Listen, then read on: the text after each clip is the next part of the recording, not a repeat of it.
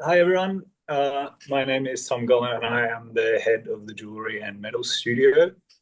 A little bit about me. I've been fabricating metal since I was about 17 and I've started off in a pretty industrial production sort of setting and I've slowly moved more towards the architectural design object fabrication space where I still produce a lot of one-off pieces in my downtime now. I've been part of this studio now for coming up on 4 years, and I am lucky enough to share it with a couple other staff members, one of them being Danielle Barry, our studio manager. She is a very talented jeweler and sort of assists with the associate program mentoring alongside myself, and Thomas Carvel, who is a fantastic metal fabricator as well. As far as what we do in the studio beyond the associate program, we run a number of short courses all year round on a term by term basis. 5 or 6 will be running every week.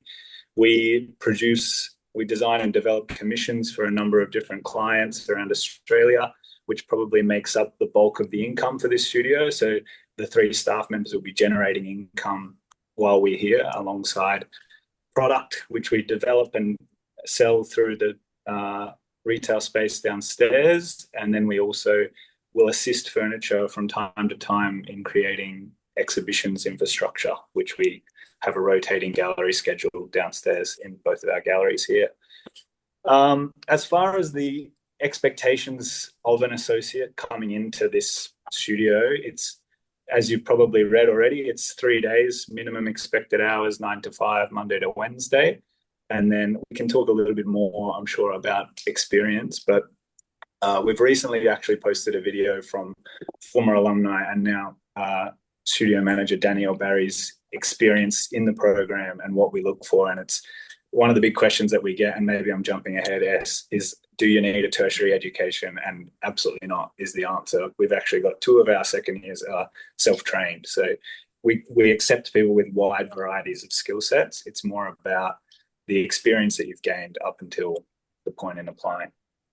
I think that's my intro anyway, and I'll pass you over to Stu Colwell, the head of the Thanks, Tom. Thanks, Tom. I'm Stu Colwell. I'm the head of the furniture department here at JamFactory. I started my career as a carpenter here in Adelaide. Did my apprenticeship, worked for myself for a number of years here. Moved overseas and had the opportunity to work in Canada for a couple of years, and that's where I sort of really pivoted my career a little bit more towards the high-end residential stuff. A lot of architectural fit outs and things like that. And then probably 6 or 7 years ago, I sort of wanted to follow my passion for design and making and things. So I sought out a job for a furniture manufacturer here in Adelaide. Worked there for 4 or 5 years before then taking over the head of furniture role here.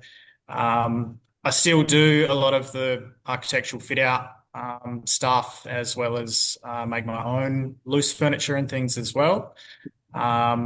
So yeah, my kind of background has given me quite a diverse range of sort of understanding of making and construction. So we also have in our studio the studio manager, which is Jess Miller. Jess came from an interior architecture background and has now sort of landed as the studio manager here, as well as our production managers, Jake Rollins, who went through the associate program back in 2016, and Riley Stone, who is also an amazing maker and craftsperson. So our studio covers, it's very similar to what Tom went through. We work on custom commissions, which we all work together as a team on. We do the short course programs. So we prep all of the material, prep all of the timber and stuff for those programs to run. We work on product, both designing and the fabrication of product for the Jam range. And then the furniture studio is pretty heavily involved in the working with the exhibitions team to create the exhibitions furniture for both exhibitions here in JamFactory. So we're quite involved in that process. We sort of design a lot of the furniture, design some of the space and things like that as well. And yeah, that kind of covers what we do on a day-to-day basis.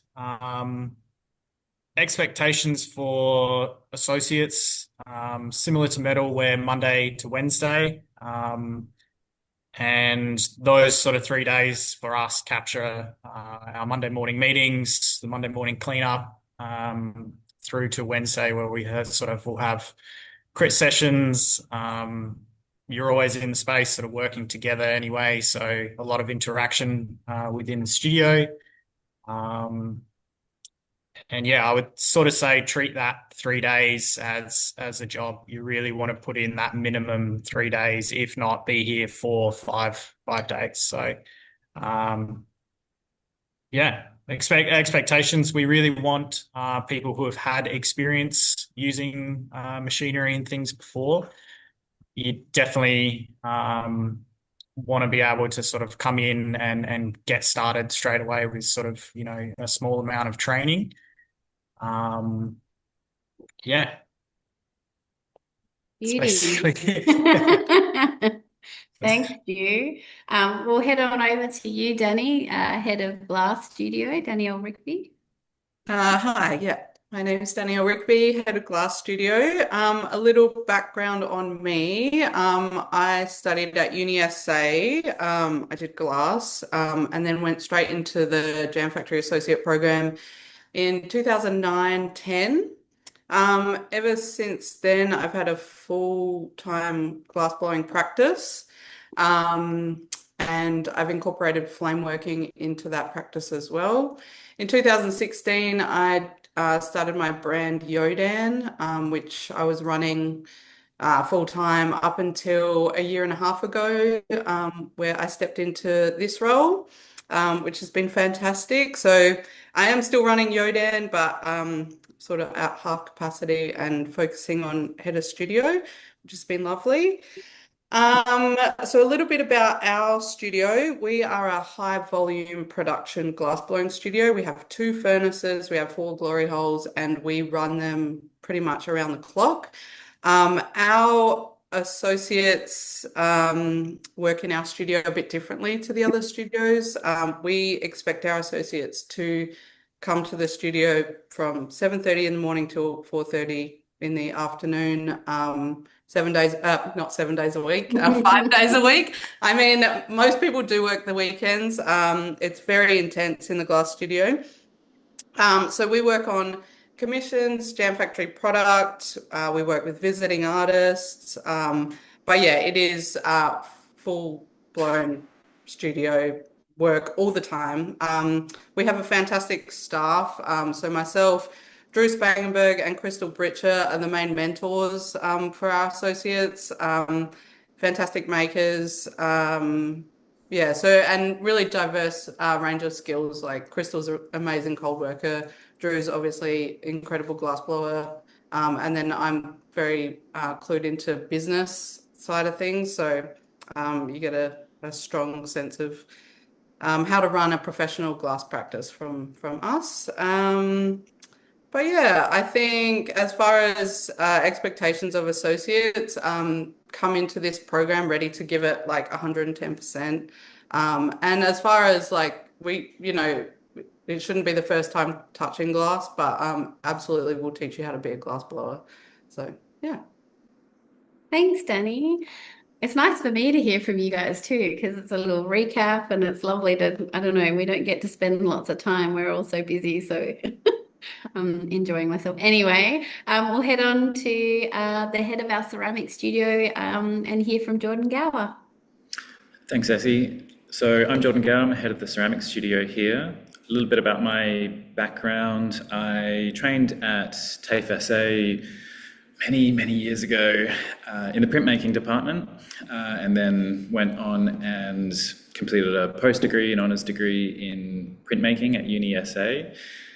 Through that process, I became really interested in sort of materiality and incidental processes and working with materials that in hindsight, led to a lot of ceramic processes.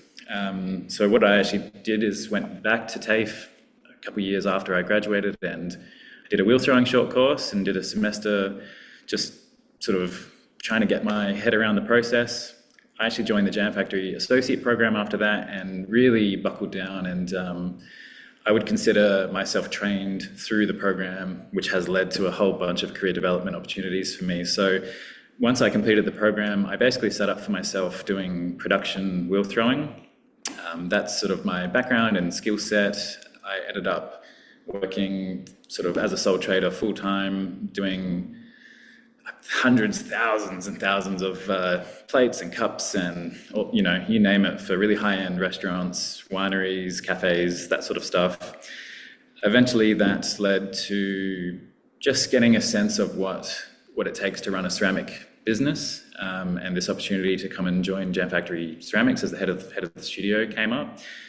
I'm here 3 days a week in this role, and the rest of the time I now focus on exhibition practice. I've sort of stepped away from doing production of my own product and really put all of the energy that's not in the program put towards doing sort of more speculative and sort of material-driven exhibition works. Here at the studio, we have a really strong core team. So with myself, there's a background with production. We've also got Gulshad Asami, who trained in Iran and trained as a ceramic science sort of major. Her background is in slip casting and glaze chemistry. So there's already quite a diverse mix of people. We also have Bridget Seville, who's filling in as studio manager for Phoebe Kretschmer.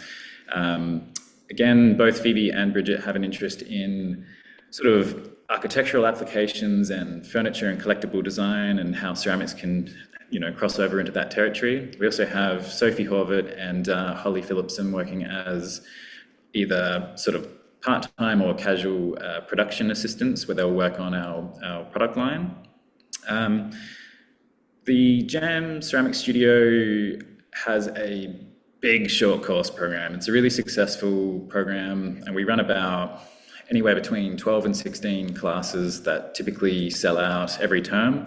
So there's a lot of work to process there, and it brings in a huge amount of income for the studio, which is a really great opportunity for us. It also leads to opportunities for students who have gone through that short course program to then become hirers of kilns within the studio, just running their independent practice, or they might even do the program and become interested in becoming an associate, which is a really great sort of pathway. The rest of the time, we develop a lot of JamFactory accessories, products, tableware, lighting, handles, vases, all of that sort of stuff. And the way that it's set up is that we have a range of different processes. We've got wheel throwing, we've got hand building, we've got slip casting and mold forming techniques, and it's been developed that way and designed that way so that we can kind of diversify who's actually producing those objects. If you've got an interest in slip casting but not in wheel throwing, then there's a pathway to sort of learn that process. Aside from the accessories, we do similar to furniture and metal. We work with other companies to fabricate objects like lighting, and we do commissions for wineries for things like spittoons, or the occasional sort of trophy, something like that might come up. So there is a lot of activity as a really high volume ceramic studio, and the kilns are always being used, really hammered. Expectations for the associates is, again, it's 3 days a week. For us, it's typically 9 till 5. I want to see you here Monday to Wednesday, but I mean, it's ceramics, so there's always processes that you have to catch. You have to catch drying times. You have to sort of make that work. So I do have a little bit of flexibility with people if I know that you're coming in, after hours, to actually fire your work. But it's really more about clay and process management. It'd be great for people to be here full time, but it's not always the case if you've got part-time work. But it's a really professional, vibrant studio with a really positive sort of studio culture, I would say. Lovely. Thank you so much. I'll do a little bit of an overview, a brief overview of the professional development part of our program, which is a big part, both in studio and then some external things. Each year, studios select a local established artist as an external mentor to associates. So not only are you mentored by the head of studio and studio staff, there is that external mentor, which is really important. It's building your community of industry and creative peers. And these sessions can be a mixture of one-on-one mentoring sessions, it can be group sessions, or it can be project-led. It's a really valuable part of our program here. Then we have studio workshops, which are led by guest artists and designers working in specific media, and they occur once a year, twice a year for glass. 2026 has already seen Cinnamon Lee in the metal studio. We've got Evan Dunstone coming in soon for furniture. We had Ben Edels in glass and Keiku Matsua in ceramics, who was awesome, worked in porcelain. These are really value-adding moments to the program where you get that intense workshop time with that workshop leader. It's really great. Alongside these, associates will attend a series of tailored and practically focused professional development seminars that are actually conducted in-house by JamFactory staff and some of our friends of JamFactory as well. So some of those things include like grant writing with the CEO, Brian Parks. You'll get some quality one-on-one time with the big guy. And that's a 3-session part workshop where you really get to hear about his time on panels and learn about the successful grant writing, support letters, and it's a really insightful session with Brian. You learn about insurance and contracts, copyright, pricing. You get to spend time with our general manager, Amanda Macri, doing budget basics. That's happening for our 2026 associates in September. There's social media, photo documentation, website design, and e-commerce. Something good to mention, the last couple of years, we've been lucky enough to have our creative directors, Daniel and Emma, host a designer thing 4-part workshop. It's a series that takes associates through the entire process of designing a product. This year, associates are designing a light with the potential inclusion in a showcase exhibition. So it's coming out and coming together, I guess, all associates collaboration and working with the staff in the building. It's a nice opportunity to meet everyone who works here at Jam. As you've noticed today, our heads of studio all have practices of their own and such valuable experience. So it's providing associates with that opportunity to learn from them. Via our partnership with Guildhouse, associates are provided access to their industry inform sessions, their artist toolkits, and advice bank sessions. So last year and this year, we worked with Guildhouse, where at least a team of 4 or 5 from Guildhouse come to meet with associates. This year, they did a tour of everyone's studio and got to meet all of the associate artists, have a look at some of their product, get to know who they are. And then they have a secondary advice bank session, which is really an opportunity for associates to ask questions about challenges that they're having. Who do they seek for funding? They've got a project idea. How do they get it off the ground? It's just having another community to sort of support you during your time and afterwards in the program. It's really great to work with Guildhouse. An additional collaborative design workshop is also organised each year to bring associates from across, again, the 4 studios together. This year, we've had industrial designer Tom Skian working with associates in a 3-day intensive focused on building sustainable creative practice. Last year, we had Simone Tops, who is a designer and led. So each year, we have a creative focus, and the second year we have a business focus. So it's an intensive workshop, 3 to 4 days, and you get real insight into that artist and their practice and processes. It's really valuable. Okay, we'll move on to some of the pre-provided questions that we've received. I will reiterate, if we don't get to the question that you sent in, I'll get back to you or I'll forward it to the head of studio that's best to answer that question. So fear not if we don't get to your burning question in the time that we've got allocated. So the first question we have is, what does the head of studio's mentor role involve? And I might actually get all of you to answer this one because it does differ for each studio. Maybe we'll start with you, Danny. We might start with you if that's okay. Yep, absolutely.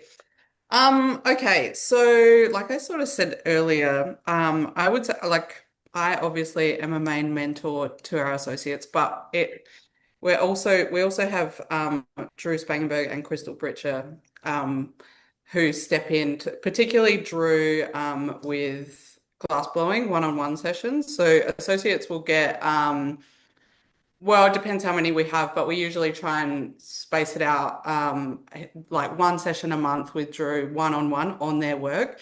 But they also work with him doing production. So you actually have a mentor in the hot shop with you, walking you through everything. And that goes for Crystal Britcher as well. She is incredible in the cold shop, fantastic glass blower as well, but she's there mentoring you every step of the way in the cold shop. I focus more on setting up associates for a sustainable practice in such an expensive material. I want to make sure our associates leave knowing that they can still pay to make work and sell work at what it needs to be sold at, so they can leave the program and run a professional practice. We do that through just one-on-one mentoring sessions. And I try and check in with everyone. It's not super structured in the glass studio because production is sort of dictates a lot of what we do, but we do check in with a meeting at least every fortnight. But people do come up and have just chats about work and not only about like pricing work, but yet, sustainable design and choosing opportunities that are going to further your professional career, like, what exhibitions might be appropriate or if you should go ahead with certain commissions and stuff like that. So, yeah. Thanks, Danny. Maybe we'll head to Stu. Yeah, ours kind of works a little bit differently. We do have our Monday morning meeting where we'll sort of talk about what everyone's working on during the week.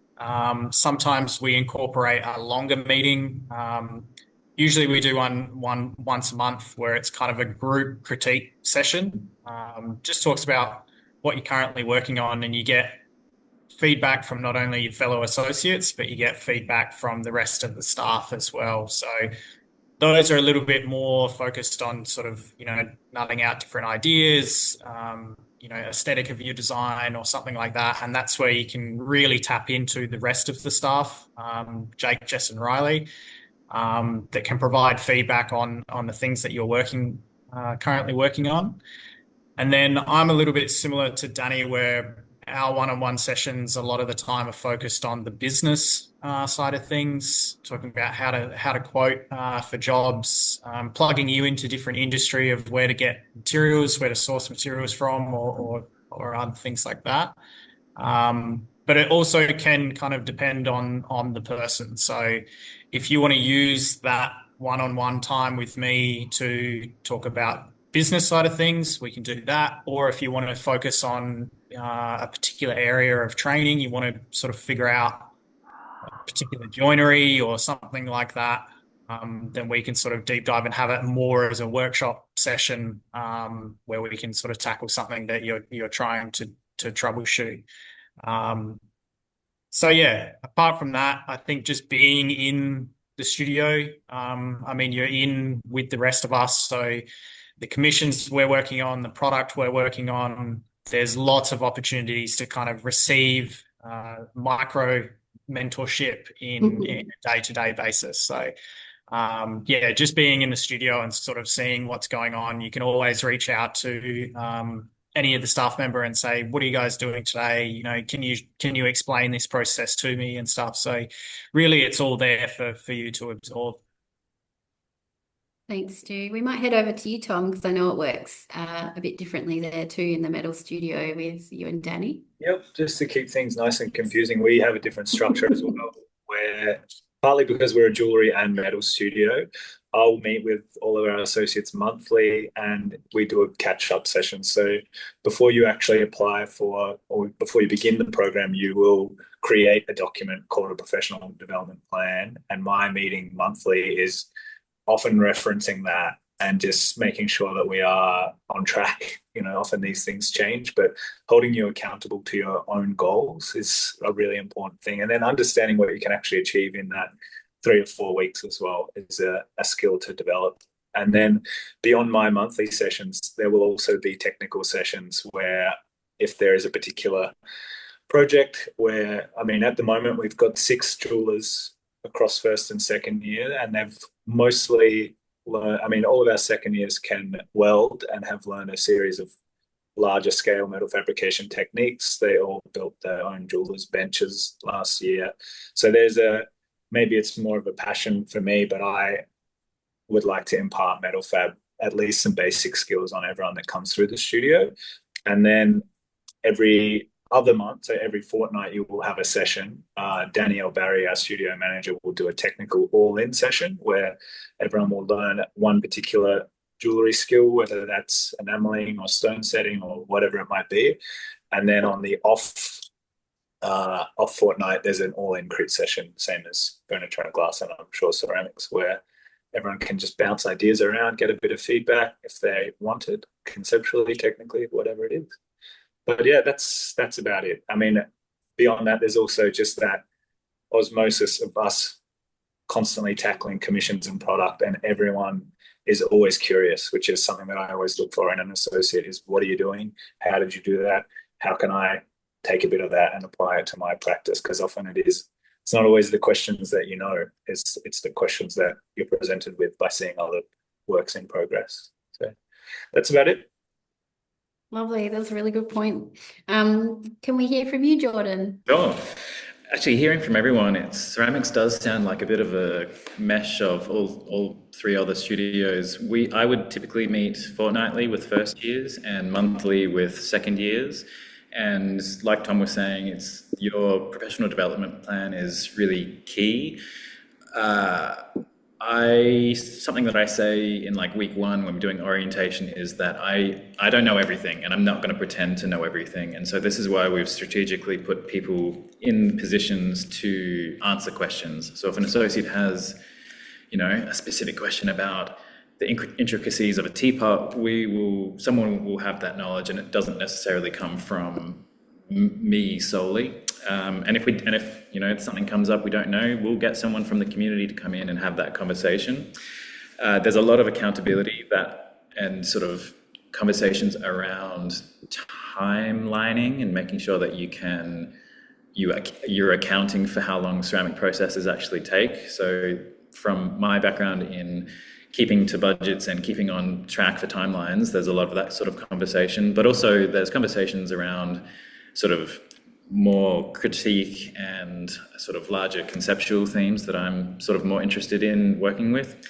If you're interested in, slip casting, for example, we would set up like a training session or a one-on-one session, depending on how many people are interested in with our production manager, or we might find someone who's interested in doing, sort of wheel throwing. But what I found actually works, and what, some of the most successful artists that have come through, they've asked all the questions, and it's this, I like the term micro mentoring. It's really true. Just ask all the questions when you're in the studio, because a lot of the day-to-day sort of activities will give you those answers. And if you see something you don't know what it is, just get in there and have that conversation, because you sort of waiting around for your one-on-one time is great, but also we're all here to have that sort of peer-to-peer learning at the same time. Something I didn't mention about expectations is we also do Monday morning all studio meetings and cleanup as well. So as much as that's about reminding you what's on for the week and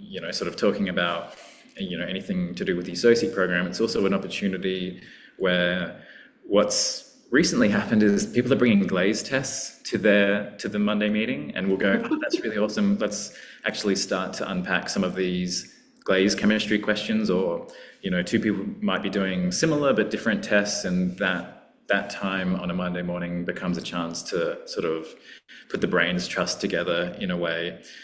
I think also, in terms of the professional development plan and getting the most out of mentoring, it's really, you don't want to waste 2 years here. So it's understanding that you should come in with a plan in mind, what you want to achieve, and maybe set out some steps that you think is the correct way to get there, or the quickest way, or the most intensive.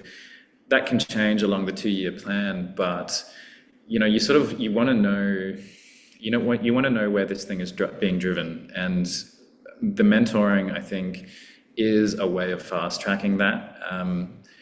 Don't shy away from it is what I would say. And I think, everyone gets so bogged down in their own work, but for ceramics particularly, with such drawn out lengthy processes, you do have downtime to sort of probe other things. And I would just say, ask all the questions. Yeah. As I'm hearing you all speak about that role of mentoring and how it works a little bit in studio, I guess today's objective is really trying to paint a bit of a better picture of what the program engagement is like across all 4 studios. And we did have a question around the structure, particularly of the first year, but the balance between the technical training, conceptual development, and then that independent studio practice time. Gone a little bit rogue and off script here, but I think it's a nice time to talk about that, because how do you balance within those 3 days and then within the 5 days in glass?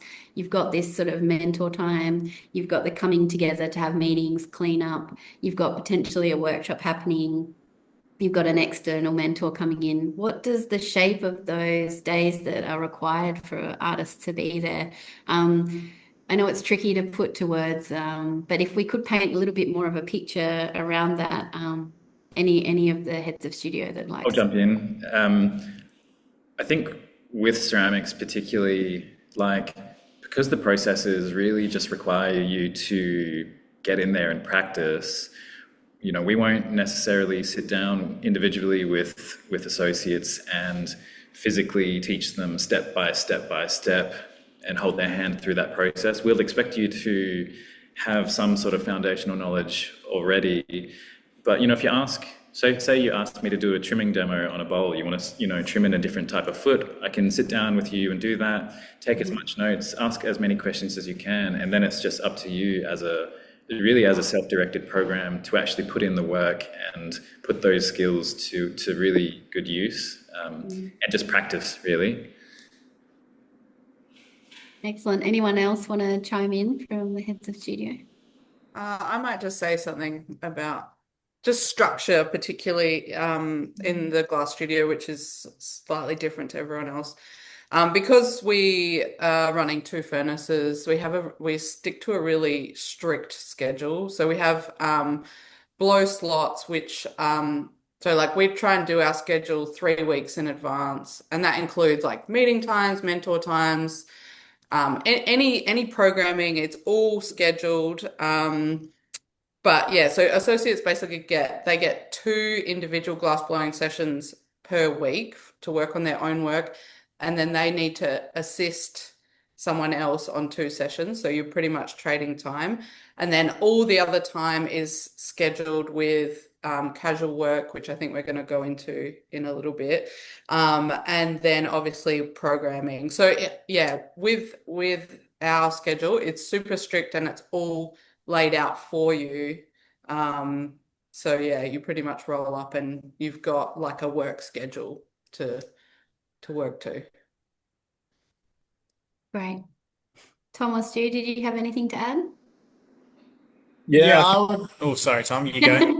I think just to sort of echo Danny's, structure is really important. We run a slightly different studio where we don't have furnaces that have tight schedules, but the schedule then needs to come from the associate, and that's what we would do for our Monday morning check-in. What's everyone working on this week?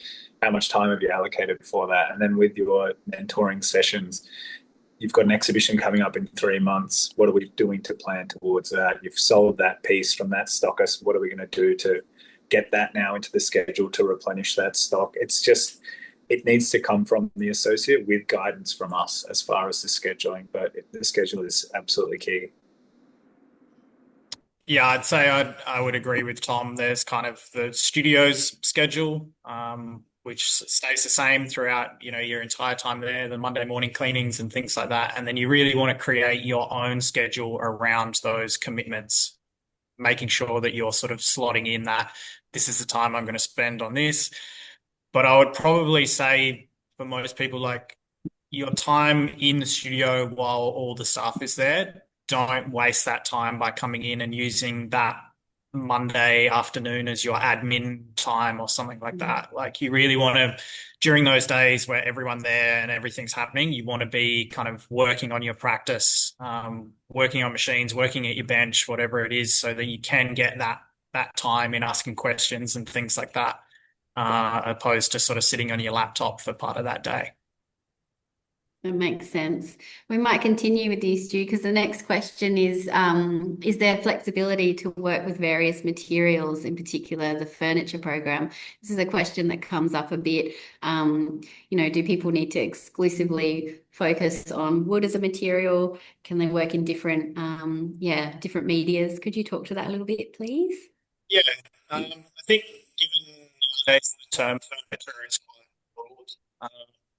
Our studio is definitely set up machinery-wise for solid timber. But given the fact that sort of people want to work in different mediums and things like that, there is some flexibility within our studio. But it always just comes back to how the studio's been set up. We don't have the facilities to, cast aluminium or any of those sorts of things. So anything outside of that, if it was in any of the other disciplines of ceramics, glass, or metal, what I think is the best way to approach it is sort of associate to associate learning. It's a great opportunity to sort of see another material, as well as sort of make friends in the other studios. So that's where you're going to get the most amount of kind of one-on-one time by introducing yourself, making that connection, and then discussing your ideas from there. But I would say that if you are going to look into sort of stretch into another medium or work with another associate, it is something that just needs to be kind of cleared by the head of studio. As you can sort of tell, all 4 studios are very busy, so having another person in the studio can be disruptive sometimes. So as long as you're checking in with the head of studio, making sure that it's okay that you are in that space, or you are sort of working with another associate, collaborating on something, just as long as the head of studio knows. So, Right. But yeah, I mean, it's a great time to experiment. So yeah, agreed.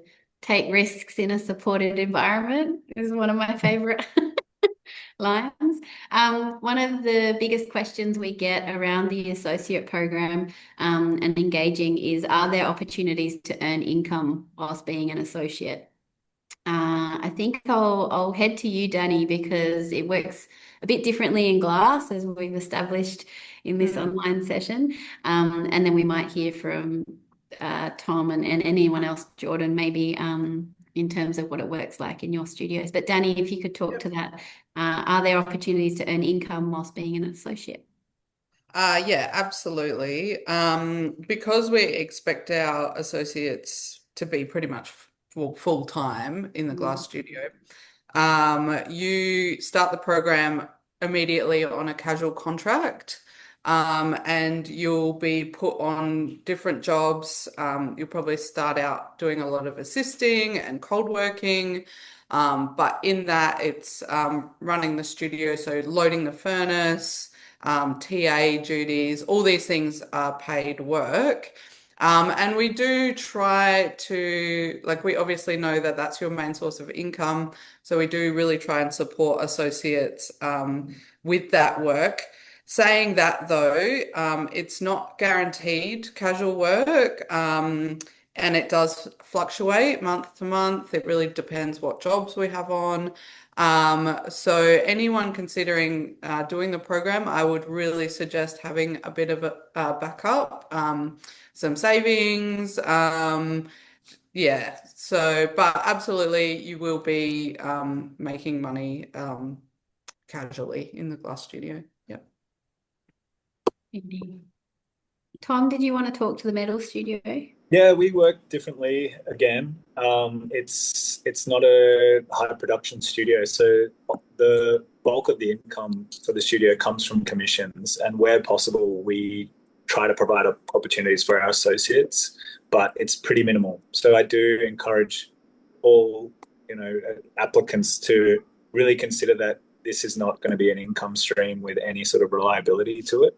The handful of opportunities we've had this year have been, a week's worth of work on a couple of commissions, but it's sort of should be treated as a nice bonus and not something to be banked on for your rent or anything like that. So all of our associates currently work casual hours for 2 to 4 days a week to sort of sustain their time here, which is, worth mentioning. Thanks, Tom. Maybe Jordan, could we hear from you about the ceramic studio? Sure. Yep. We are a higher volume production studio than metal, but we're structured differently than glass because of the nature of the processes.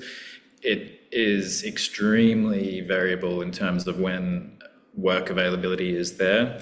So for our standard production processes, we have a really amazing alumni core group of makers that typically do that work, and we've established that through sort of trial and error and just experience, really. And then in terms of something I get asked a lot is, can we teach classes because we have such a large short course program?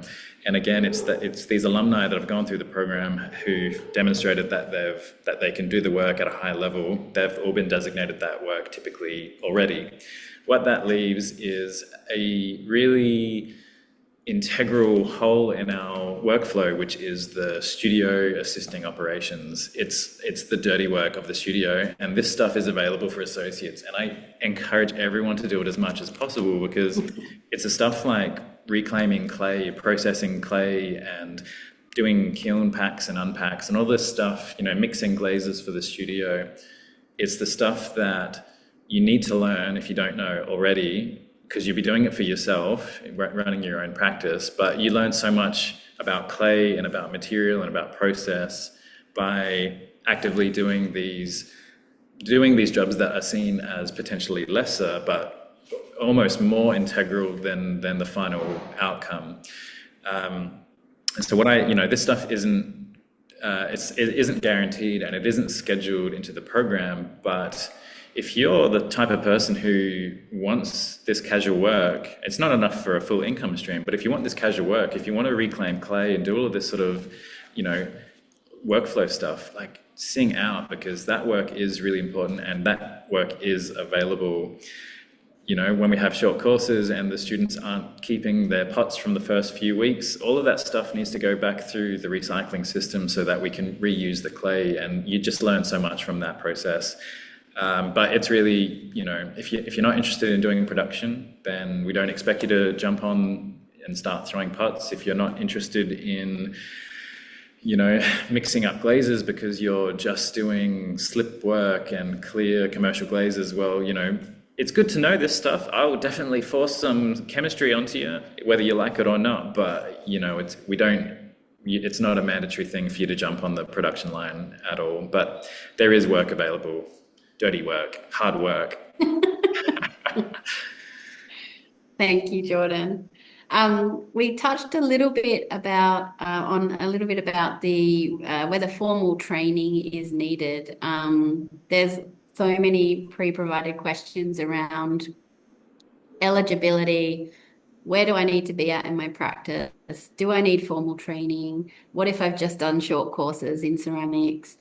What if I am self-taught? How do I know that this is the right timing for me? So it would be great to hear from all of heads of studio to talk a little bit about that eligibility. What is required, I guess, in training and the skills that people who are applying have, but also I think talking about some of those traits, like we've talked a bit about self-guided program,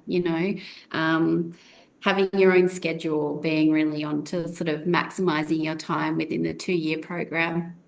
If you could all talk to that, that'd be great. We might start with you, Stu, and then go from there. Yeah, I think you definitely you don't need to have a sort of tertiary education. You don't need to have studied furniture or anything like that. But I think you need to one of the biggest things that is a need for our studio is that baseline of machinery use and hand skills. From the point of view that if you're going to come into the program and you've never touched a machine before, you've never held a drill before and things like that, you are going to waste a lot of your time here learning those skills only to then get to the end of the program and sort of be kind of behind where you would want to be. So I always sort of encourage people that if they can go and get any sort of experience in machinery use, whether it's through a short course or, reaching out to your local, sort of men's shed or if it's something like that, to just get that experience, see how these machines work and stuff like that. We do the sort of safety training side of things of using the machines here, but yeah, you definitely don't want to be coming in with this is the first time I've ever used a machine before. Yeah. That's probably the most important for us. And in terms of that self-led kind of focus for associates, it is an intense time. There's a lot of engagement in learning, but also some bravery around taking risks and taking on projects and making things. Could you talk to a little bit around, what's required? Yeah, I think you want to have that idea of these are the things I want to do. This is where I want my kind of career to go. So you want to come into this as a professional. You want to sort of be thinking about this further along of how am I setting up the things that I do now? How is that setting up my career in the future? You also need to kind of get used to the idea of working in a collaborative space. There will be other associates as well as the staff working both within the machinery room and the bench room and stuff like that. So you kind of also want to have that personality trait of not being the messiest one in the share house type thing. Everyone sort of lifts their own weight. So yeah, you want to have that sort of be a friendly person, be an approachable person. Those sorts of personality traits are really important as well. Beauty. We might hear from you, Tom. Yep. So some of the key things that we look for, a couple of years down the track would be ideal, as in you've started this journey and we're just going to help accelerate that. I think as far as what we would love to see is experience is obviously important, but a direction would be great. So by the end of my 2 years, I would love to be further along on this particular path. Shows us that you've thought about it and that you've already sort of begun the process.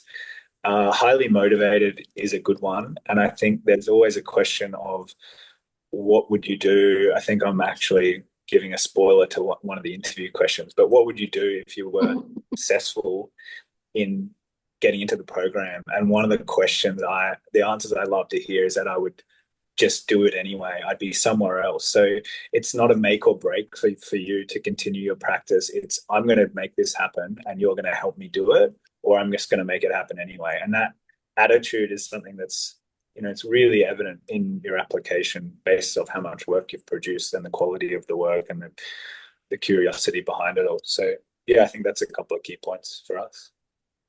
Danny, how about you for the glass studio?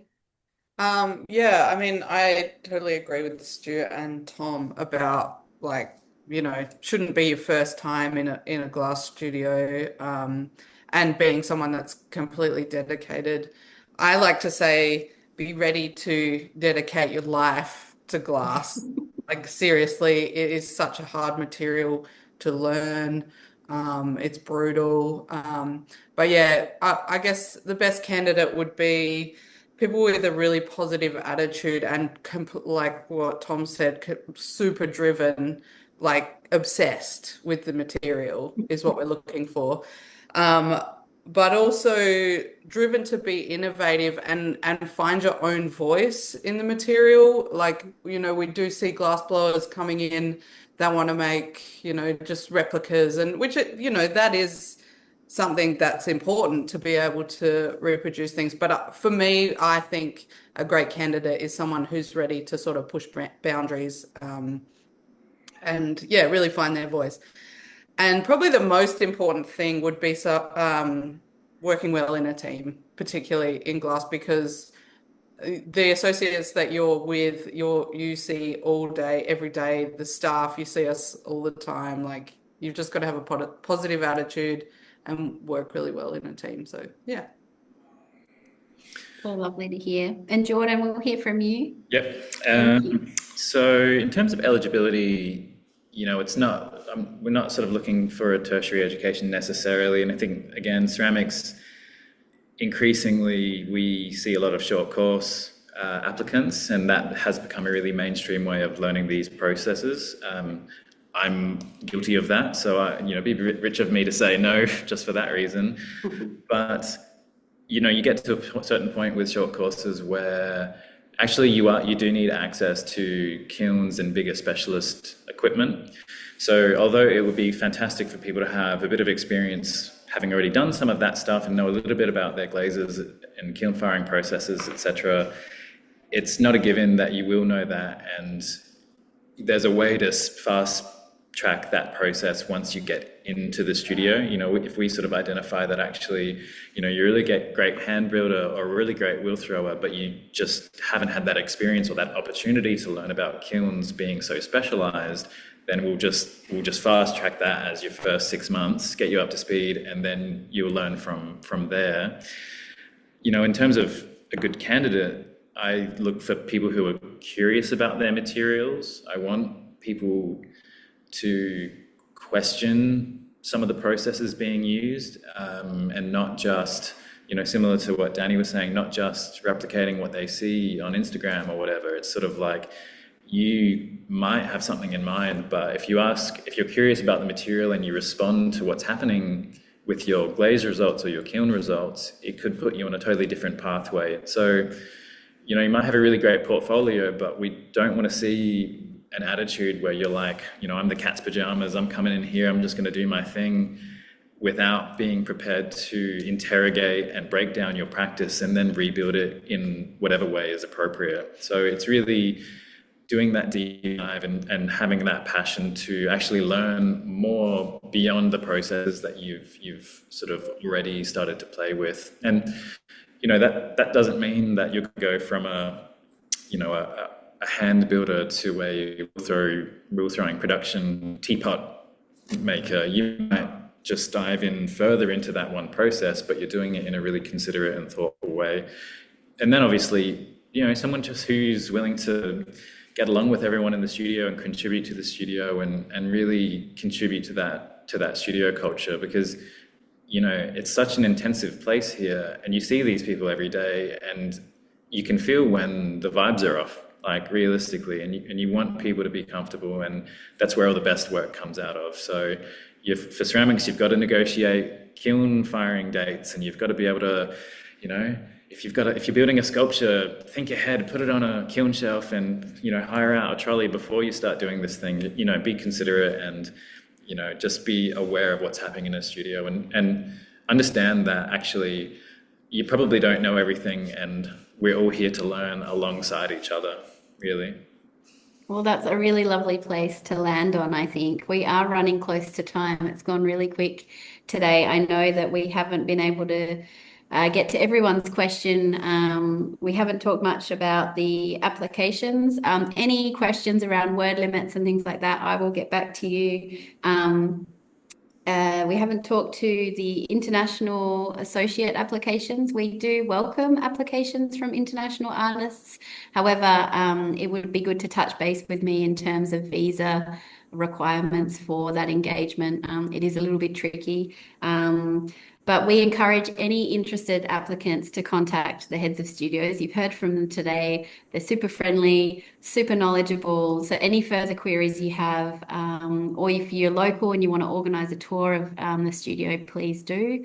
All contact information is available on our associate program page on our website, or feel free to contact me with any application or program questions. I'll get back to those that we haven't got to today. The closing date for applications is close of business on 30th of September. And a reminder, we didn't get to talk about Helpman today, but there is a JamFactory and Helpman Academy scholarship of $2,500 for 2 applicants for the first year of the associate program. That's for people who are eligible, final year students and graduates up to 5 years from Adelaide and Flinders University. I'm happy to talk more to that scholarship to anyone who is interested offline. And you can also visit their website. They've got quite a clear sort of criteria of the information there. The 2027 Associate Orientation Week, if you are successful, is Monday the 1st to Wednesday 3rd of February. Good to have in your diary. That'll be the first week of the program and lots of introductory stuff. I really thank you for your time and thank you for your interest in the program. We really look forward to your applications. Thanks.